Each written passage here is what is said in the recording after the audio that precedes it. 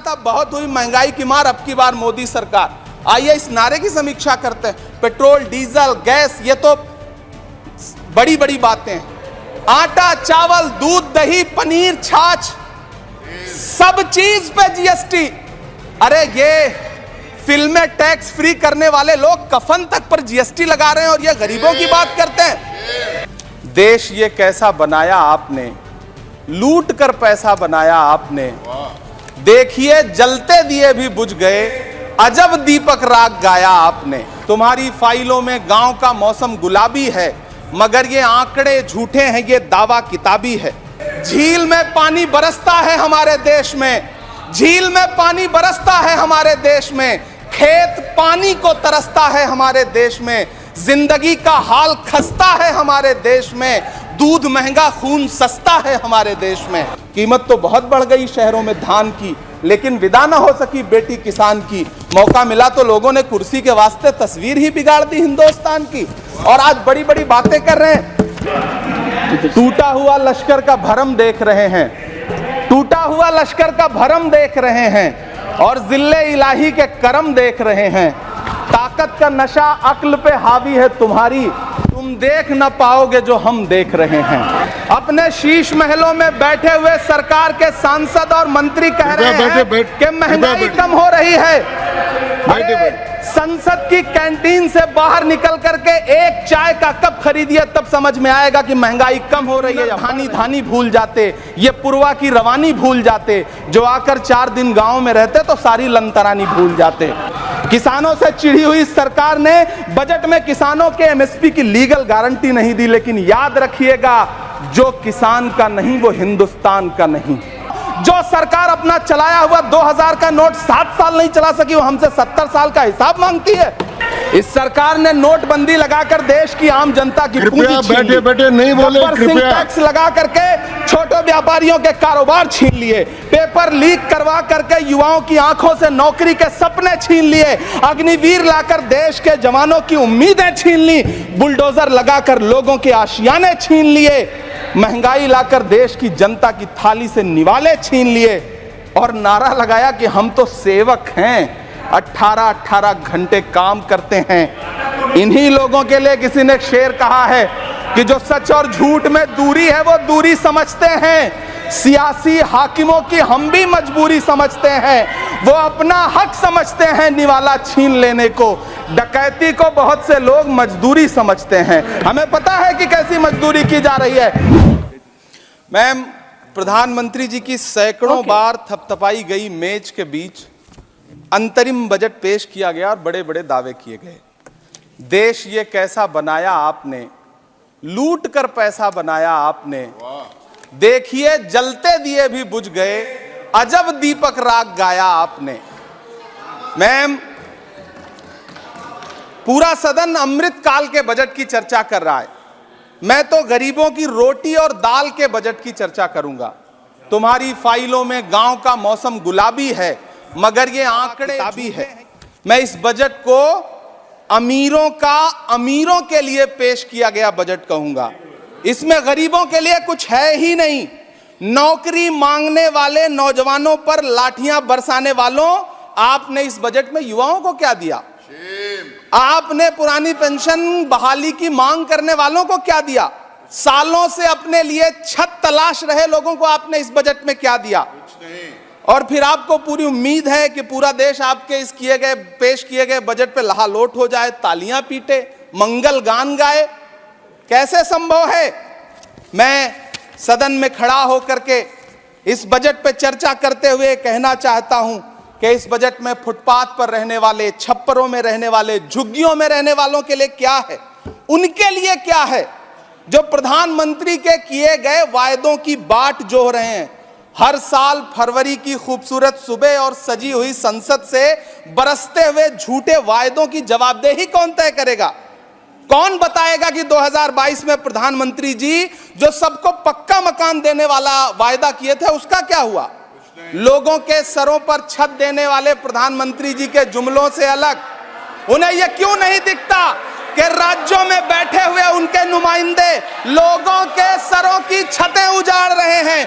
उत्तर प्रदेश प्रदेश हो, असम हो, जम्मू कश्मीर हो, मध्य प्रदेश हो, भाजपा शासित राज्यों के बुलडोजर न सिर्फ लोगों के घरों को उजाड़ रहे हैं बल्कि कुचल रहे हैं लोकतंत्र को, संविधान को, अदालतों के मेयार को।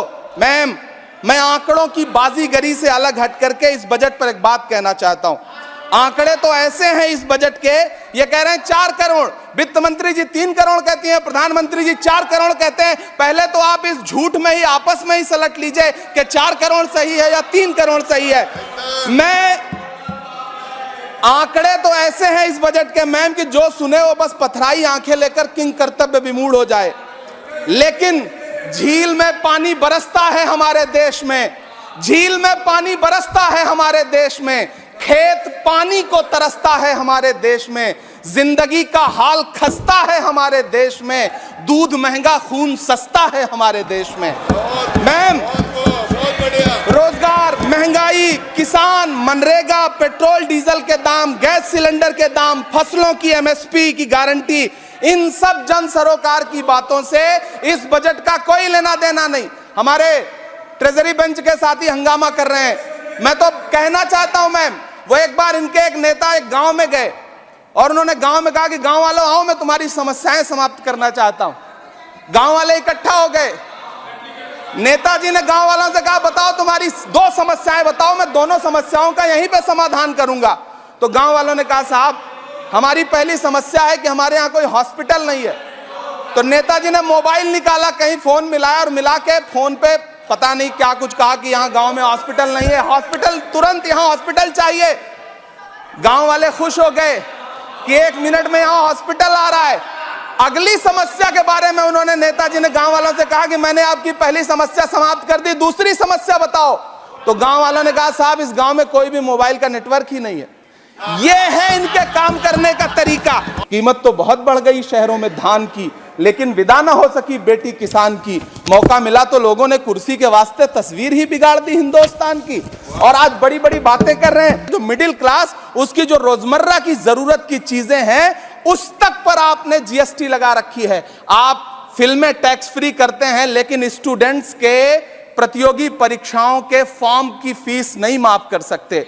आपको बाकी जगहों पर टैक्स लेना है, हर जगह टैक्स लेना है। मिडिल क्लास से आपका कोई रिश्ता नहीं। मिडिल क्लास तो आपसे कह रहा है कि मोहब्बत, भाईचारे के दीवाने दिन ही, दाल सब्जी के सुहाने दिन ही लौटा दो। ये अच्छे दिन तो अंबानी अडानी को मुबारक हो, हमें ऐसा करो साहब पुराने दिन ही लौटा दो, वो पुराने दिन जो बहुत अच्छे थे। 83 मिनट 71 बार थपथपाई गई मेज, 14,417 शब्दों का बजट भाषण, और उस बजट में अपने लिए राहत तलाशती मिडिल क्लास की हैरत ज़दा आंखें। सभापति महोदय, मेरे हाथों में जो दस्तावेज है दरअसल ये देश के किसानों, गरीबों, मजदूरों की उम्मीदों का स्मारक है। ऐसा लग रहा है जैसे वित्त मंत्री महोदया ने बजट नहीं तैयार किया है बल्कि प्रधानमंत्री जी की मन की बात का संकलन तैयार किया है। टूटा हुआ लश्कर का भरम देख रहे हैं, टूटा हुआ लश्कर का भरम देख रहे हैं और जिल्ले इलाही के करम देख रहे हैं। ताकत का नशा अक्ल पे हावी है तुम्हारी, तुम देख न पाओगे जो हम देख रहे हैं।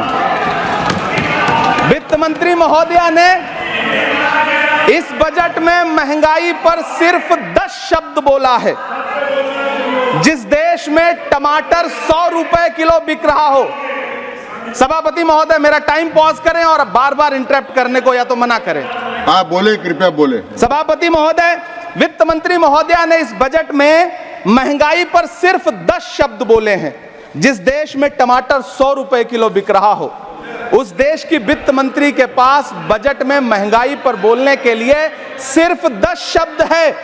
डीजल, पेट्रोल, आटा, चावल, दाल, सब्जी की महंगाई का तो कोई जिक्र ही नहीं। सावन चल रहा है तो प्याज और लहसुन का दाम पूछना तो शायद पाप होगा। मैंने तो यह भी सुना है कि वित्त मंत्री जी जो चीज खुद नहीं खाती हैं उसके दाम से उनका कोई लेना देना नहीं होता। लेकिन इस बार बजट पेश करने के लिए पार्लियामेंट आने से पहले वित्त मंत्री जी ने दही और चीनी खाई थी। अब तो उनसे यह पूछा जा ही सकता है कि उन्हें दही, दूध और चीनी का रेट तो इन दिनों पता ही होगा। क्या उसे सस्ता करवाएंगी या नहीं सस्ता करवाएंगी?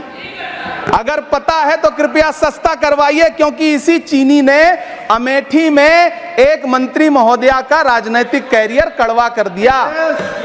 सभापति महोदय अपने शीश महलों में बैठे हुए सरकार के सांसद और मंत्री कह रहे हैं कि महंगाई कम हो रही है। संसद की कैंटीन से बाहर निकल करके एक चाय का कप खरीदिए, तब समझ में आएगा कि महंगाई कम हो रही है या बढ़ रही है। किसी एक दिन अपनी किसी मजदूर की तरह अपनी दिन भर की दिहाड़ी लेकर के बाजार जाइए और अपने बच्चों के लिए राशन खरीदिए, तब पता चलेगा कि महंगाई कम हो रही है या नहीं हो रही है। यहां बैठ करके बड़ी बड़ी बातें करना आसान है। ये चूनर धानी धानी भूल जाते, ये पुरवा की रवानी भूल जाते, जो आकर 4 दिन गांव में रहते तो सारी लंतरानी भूल जाते।